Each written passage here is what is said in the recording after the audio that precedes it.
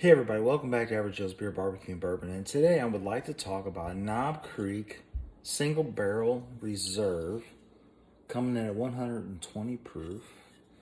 This bottle was given to me by my good buddy Carl.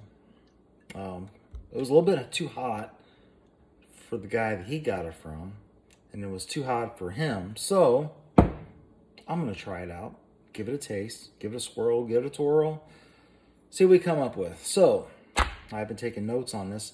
And this is one of the bourbons where the nose on this bourbon is a 5 out of 5.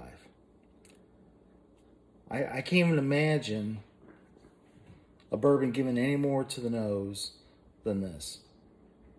I don't particularly care for nuts, but cashews on this nose, vanilla, oak, spice because it's 120 proof, butterscotch,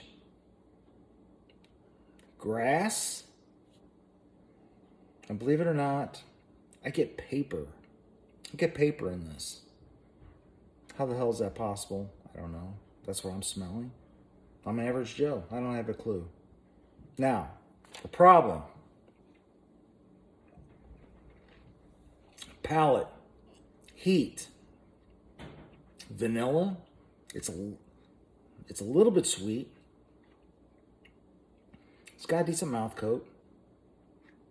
The finish, hot, vanilla, one note.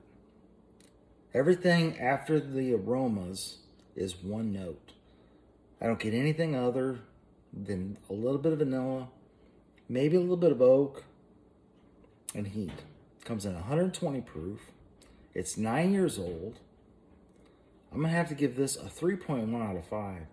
If the nose transferred to the palate, this would be probably one of the best bourbons I've ever drank. But because it doesn't, 3.1 out of 5. Thank you. Have a great day.